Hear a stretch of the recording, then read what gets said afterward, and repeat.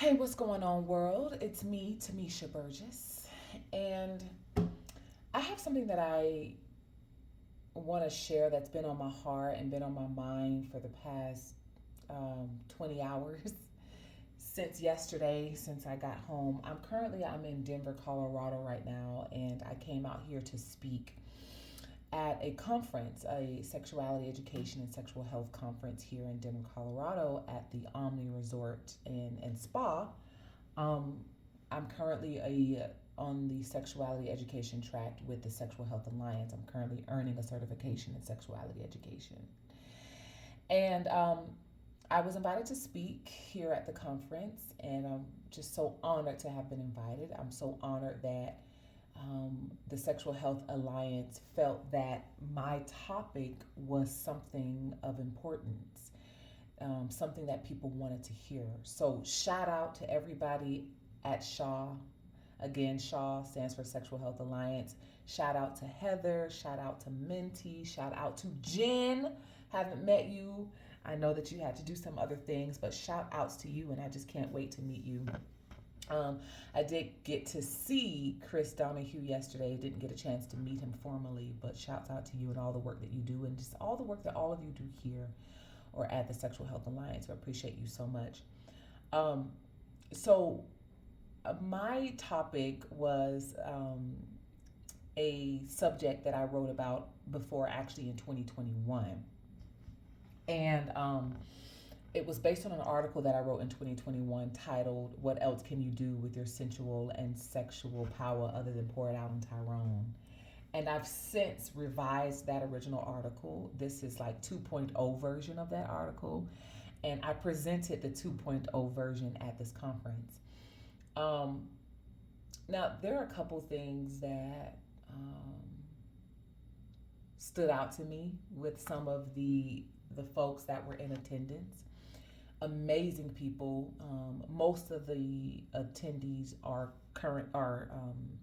from here, from Denver, Colorado, and others did fly in like I did to attend the conference. But there's something that I noticed, y'all, which is the point of this video. There's something that I noticed that is deeply ingrained in the energetic fabric of those that are in the sexual health field, whether you're a counselor, whether you are a therapist, whether you are a psychologist or an educator, whatever your title is in the sexuality education field or in sexual health field, this is something that I noticed yesterday at the conference. I noticed that there's so much focus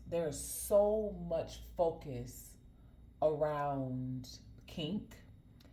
There's a lot of focus around just other forms of um, sex, okay, whether that be penetrative sex or sex that involves intercourse.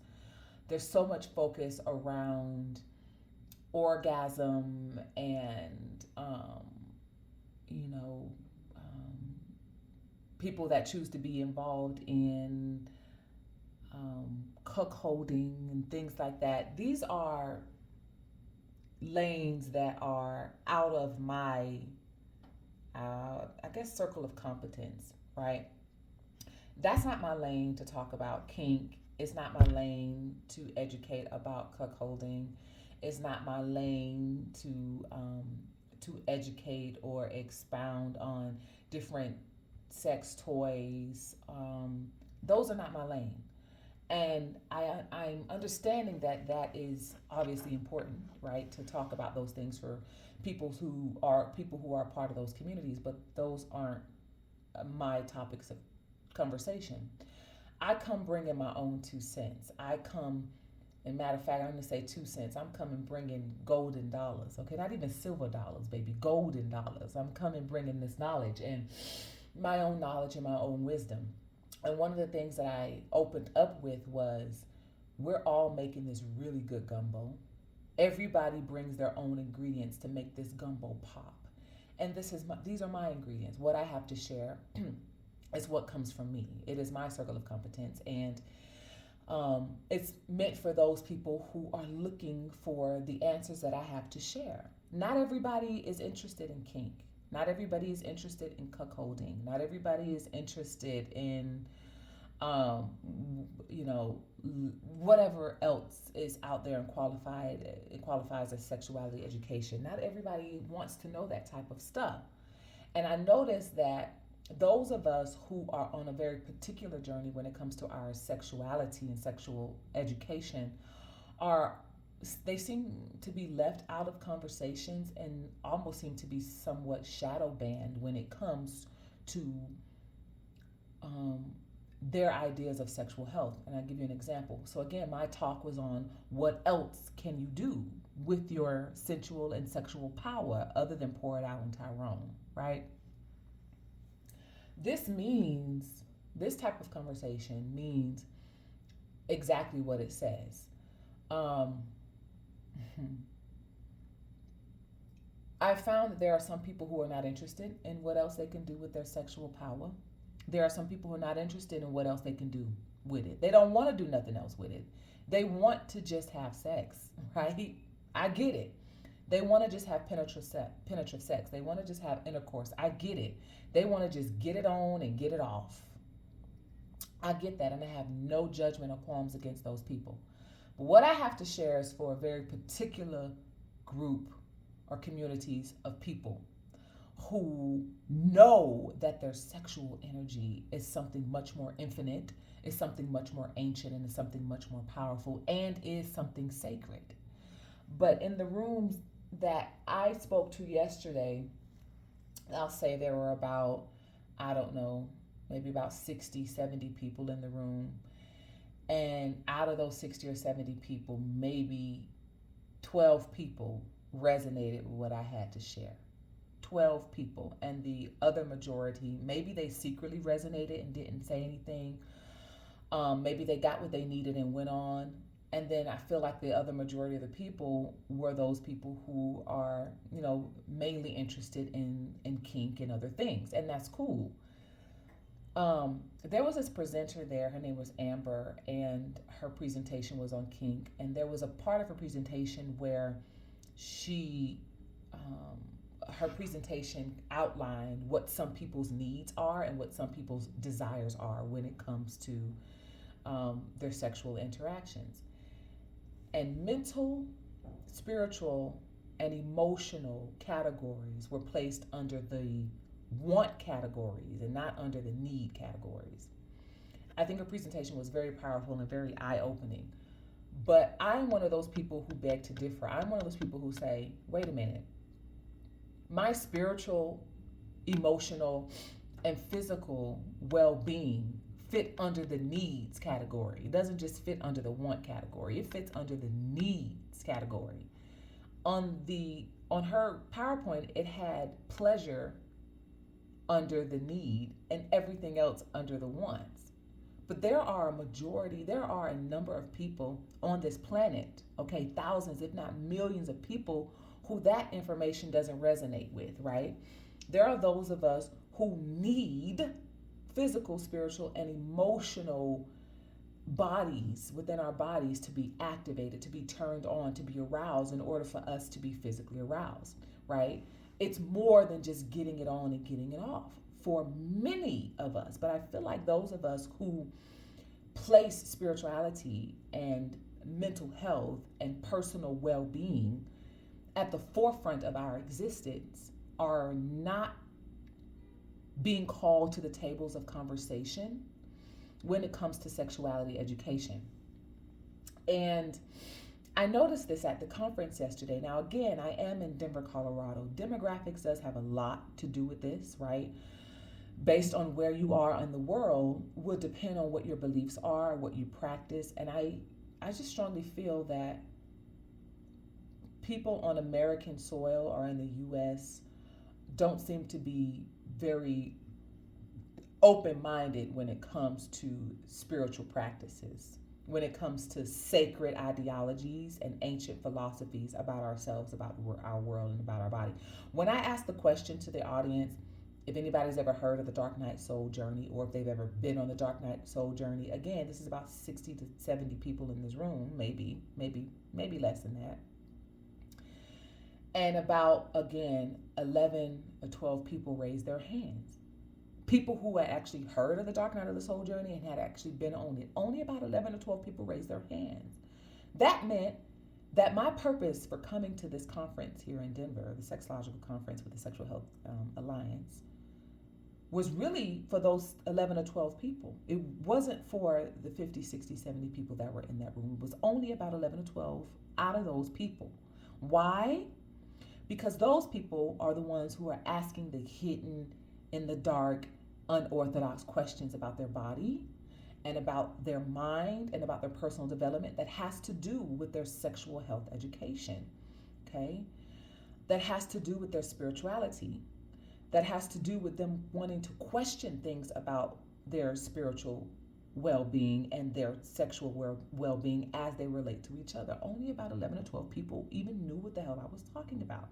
And the rest of the people that were in there, I'm glad that they stayed, that they didn't walk out, right? Because you can easily just walk out of the stuff that somebody says doesn't resonate with you. But they stayed and they listened, which let me know that they were at least willing to listen, right? To ask themselves internally ask the question to themselves of what else they can do with their sexual power. There was this one woman that walked up to me afterward. There were several people that walked up to me afterwards that bought copies of Activate, because I did reference Activate as it relates to the topic that I discussed. And I suggested that, those that did purchase the book, or if you decide to order it on Amazon, to pay particular attention to chapter that's titled Jezebel Speaks, and the other chapter titled Mental Disorders and Sexual Trauma. But there was one woman that walked up to me, several women walked up, and they just thanked me for the information that I shared, and they said, gosh, I always wondered this. This was always questions that I had. I want to know more. I'm going to get your book. And they got the book right in there, and I signed it for them. And there was one woman in particular, though, who shared with me that, that she called it a wild life, that she lived this wild life, and that she would have, multiple sexual encounters, and, how recently she noticed that she's having to put herself out there more to attract more attention. This is something that she didn't have to do, that she used to just be able to draw attention, but now she realizes that attention seems to be fleeting, that previous encounter she was in, she was, she would want more, that she's just, very expressive in her sexual energy. And now she notices that, she's been expressive over the years, but something has changed. She notices that something has changed in her life. She doesn't get as much attention as she used to. She's not able to attract men the way that she used to. And based on some of the things I said, she wonders if what I shared has to do with why she's not able to attract. And so I shared with her. She did get a copy of the book as well, and I signed it for her. And I shared with her, number one, that I was glad that she came to the conference and that what I said resonated. But I shared with her that you have so much power, right? You have so much power that you're carrying. And the proof that she has so much power is that when she would be intimate with somebody, she was ready for another round. She was ready for more, ready for more, ready for more. And I said, you have a lot of power that you could be doing more with than just fucking it away, right? And we understand intercourse, penetration, sexual encounters, as a mentally stable and emotionally intelligent human being that consents with another mentally stable and emotionally intelligent human being on having intercourse or penetrative sex or intimacy is a beautiful thing when you have parties that want to be involved in that, right? It's a beautiful, amazing thing. Don't get me wrong, okay? Don't mistake what I'm saying and what I'm sharing about what else can you do with your power. This is saying, yes, you can fuck it away. Yes, you can have penetrative sex. Sure, great. We've been doing that since the dawn of time. Look at the state of the world. There's many of us on this planet, which means if there's one language we got right, it's the language of intercourse. It's the language of sex, okay? Humans have got that. We understand that. But I know that a part that we're missing is that this is an ancient, infinite power of creation. If we're able to create life and bring it from the physical world and bring it from the spiritual world into the physical world, my question is, what else can we do with this type of power other than just fuck with it? Okay, that's my question. And what I shared with her is you have so much power that you can do so much with. And part of the reason why the attention that you used to get is probably fleeting is because you're offsetting your power, right? The power that you have to typically magnetize and draw onto you, you are fucking it away. And she shook her head. Yes, like she got it, and she only is getting it because she's experiencing this for herself now, right? Nobody has to tell her this. She's seeing it for herself. So this isn't just coming from me, okay? Proof that in her life, because she is pouring out a lot of her power and not keeping it for herself, not activating it for herself, not raising it up for herself, that she is experiencing the counter response to that, which is fleeting attention. She's not magnetizing people towards her the way that she used to. She's not magnetizing opportunities towards her the way that she used to. And this isn't just for women, this is men as well, okay? This exists for men as well. One of the questions that I received in the chat during the conference was from someone who asked about semen retention. And I said, yeah, I mean, my work is with women and girls, so I speak from that point of view. But yes, semen retention is a practice that those who are born with penises or have prostates can practice as well. This isn't just from me. This is ancient knowledge, okay? There is some arguments from some communities about semen retention, from some people who say that's unnecessary or it's too woo-woo or too whatever. But those are from people who don't put this stuff to practice or work in their own lives. Those are from people who have no idea what this is because they haven't put it to practice. And I'm not here to debate or argue or try to convince anybody about these ancient practices. If this knowledge doesn't speak to you, then it doesn't speak to you. It's not for you. It's for those who know it's for them, okay? And so those 11 or 12 people that bought books, that walked up to me and thanked me, there was some couple of people who didn't walk up to me face to face to thank me. They found me on Instagram and messaged me in my inbox to tell me thank you, that the presentation was powerful and helped to enlighten them and open up different perspectives with them. So I'm not here to debate with anybody who this information and this knowledge isn't for. If it's not for you, it's not for you. We're not trying to convince you on this. But what I will say for those of you who are curious about this, okay, to put it to work, put it to practice in your life and see what comes up. All you can do is practice it and see what comes up and see what happens, okay? And then journal it. Write down the difference that you see that happens in your body, in your life. There are people who practice alchemizing their life, who practice this ancient art through what we call celibacy and abstinence. And again, you have to read my article to know exactly what I'm talking about. My article is available on Patreon/Alchemidity, okay? Patreon.com/Alchemidity, ALCHEMINITY. The article is available. It maps it all out for you. $8 a month. That's nothing, okay? Cheaper than what a Vogue subscription would get you, and Vogue would typically be publishing articles like mine. So $8 a month, you can get access to everything that I share that may be too explicit for just public access. So $8 a month, you can get your hands on this information. But to get back to what I noticed at the conference is that there are people in the sexual health field, the sexuality education field, that just want to know how to get it on and get it off. And they don't give a shit about the spiritual aspect of sexuality. They don't give a shit about the mental health aspect of sexuality. They don't give a shit about the personal development or emotional well-being or developing emotional intelligence when it comes to sexuality education and well-being and sexual health. And what I'm saying is, then you're missing a big piece of the puzzle here. Because let me tell you who does care about the spirituality aspect of sexuality. The World Health Organization cares about it, okay? United Nations and United Nations Women cares about it, okay?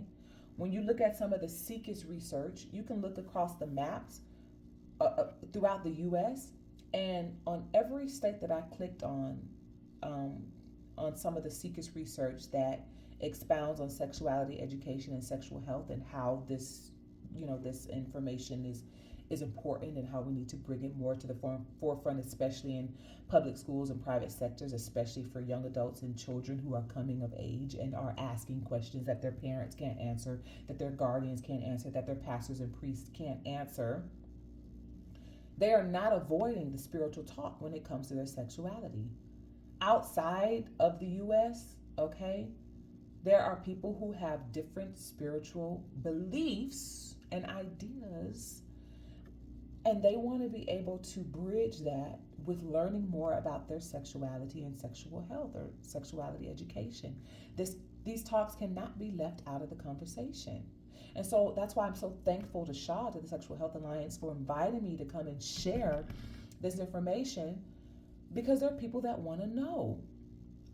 There was a conference that I attended, not this conference, I spoke at this conference, but there's another conference that I was just an attendee at, and it was the business summit.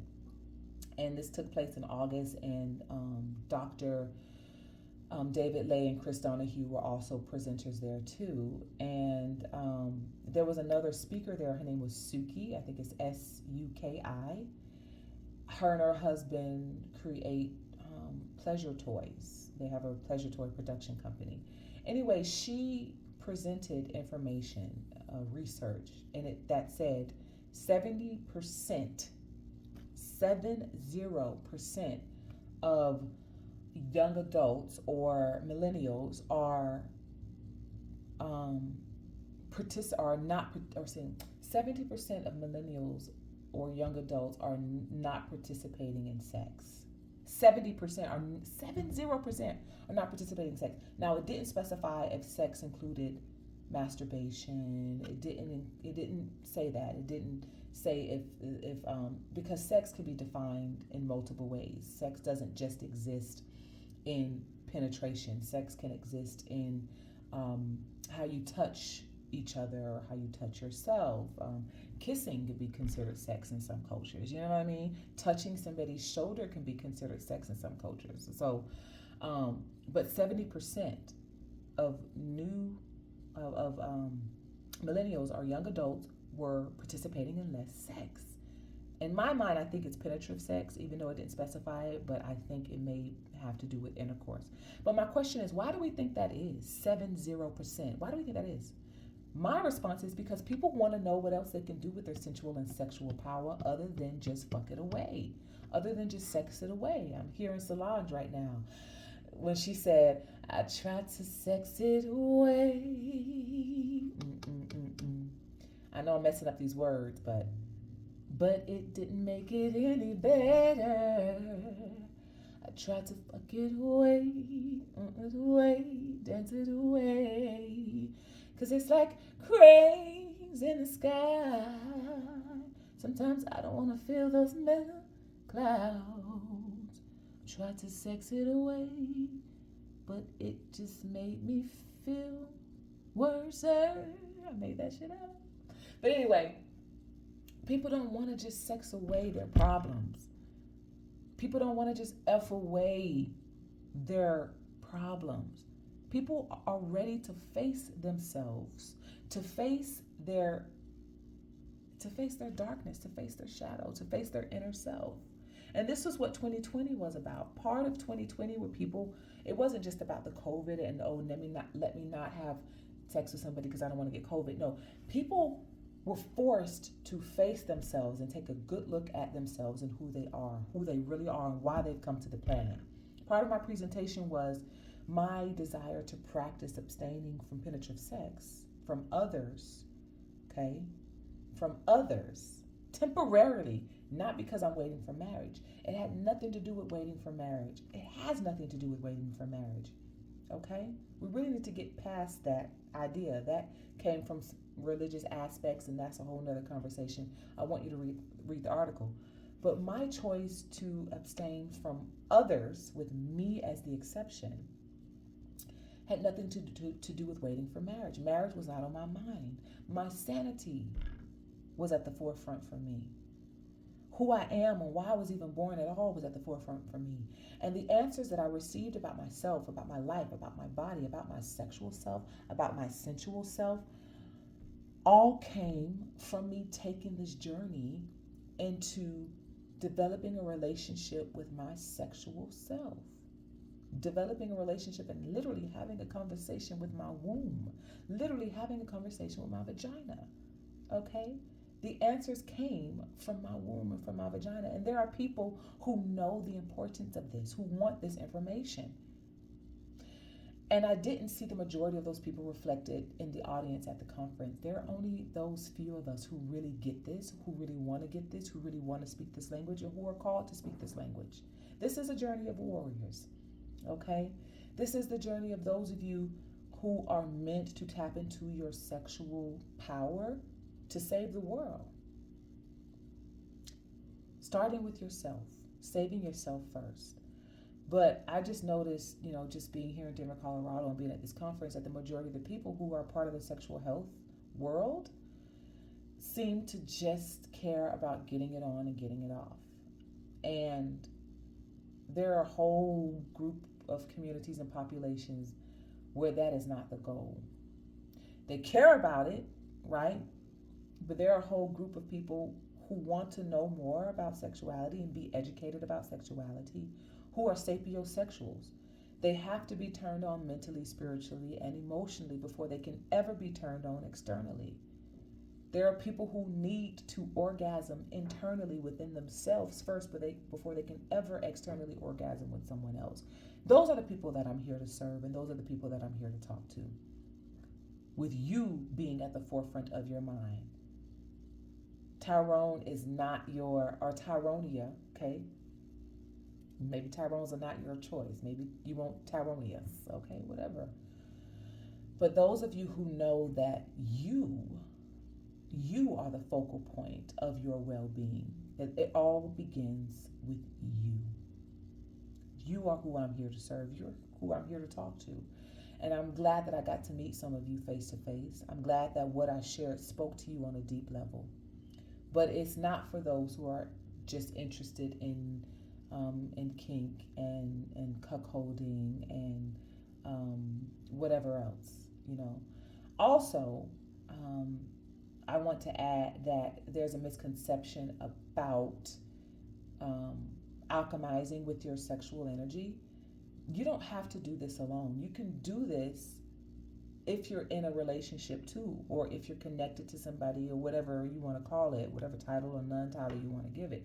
But I shared that if you are in connection with somebody, for my women and my girls, and I say my girls meaning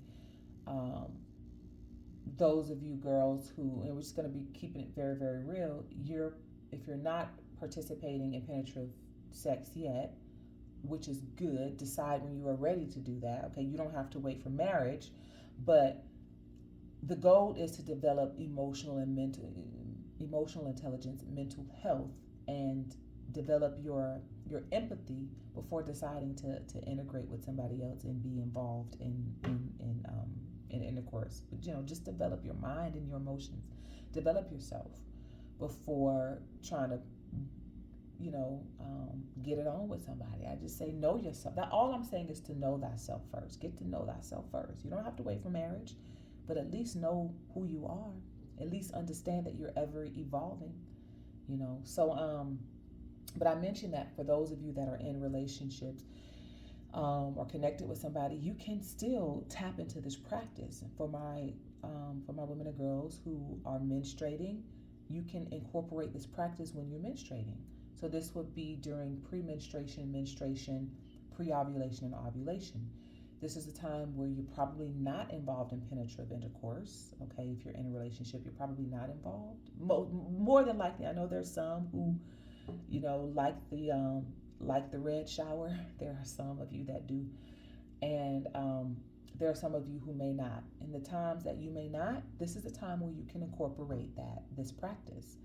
And the practice that I'm talking about, you have to read the article, okay? Again, it's what else can you do with your sensual and sexual power other than pour it out on Tyrone. It's available on my Patreon, patreon.com/alcheminity. You have to become a member, $8 to get access to this stuff, okay?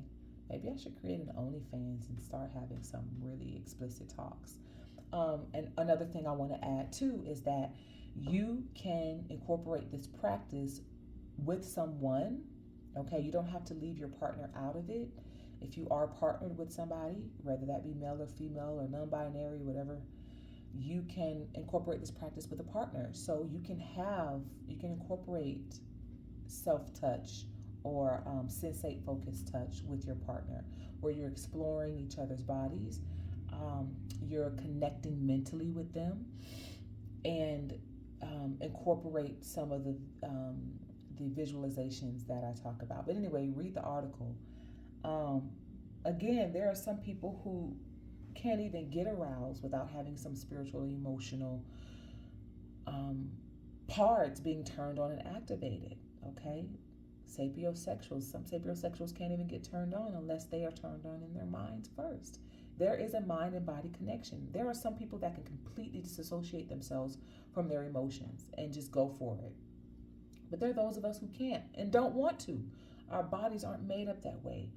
There has to be a deeper something going on. There has to be something deeper turned on, activated, and aroused before our vulvas, before our vaginas, before our pussies will flower. Our vaginas are like flowers. They bloom when they are enlightened, right?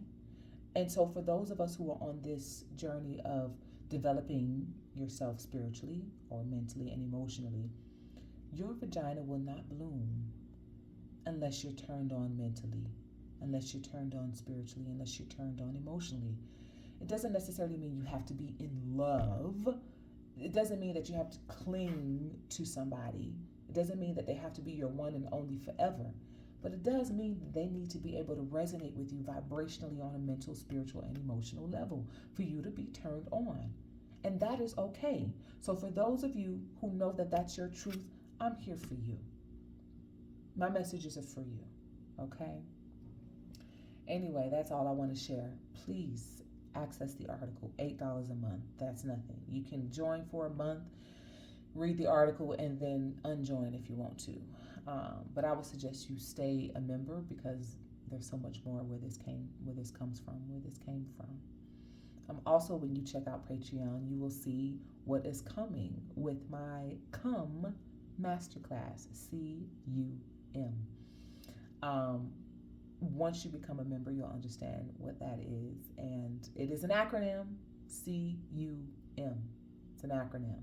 If you want to find out more, message me. Again, become a member. If you are a member, I will share with you what it is. You have to become a member first. Once you become a member, I'll tell you what it is. And if you're interested in becoming, and joining that masterclass, then you can do that. But you have to become a member before I tell you what CUM is, what the acronym stand for. Anyway, this is 33 minutes long. I wasn't planning on it to be that long. I just kind of went on a rampage. I'm still in Denver at my hotel. I just had to send this video out, get this video done, because it was just been heavy on my spirit all night. So I'll see you guys on the flip side, and I'm going to probably take a nap. I'm a little tired. I went to see the solar eclipse this morning at Red Rocks State Park, and it was just beautiful. So I'm gonna nap, probably get up and eat, and then get out and about and meet some folks. I'll see y'all later. If you're not subscribed on Fireside Chats, please do. This may go on my personal channel too. This is going to go on my personal channel. So subscribe here on Timmésha Burgess as well. I'm going to be sharing a lot more behind the scenes stuff on here. So I'll see y'all next time. All right. Ciao for now.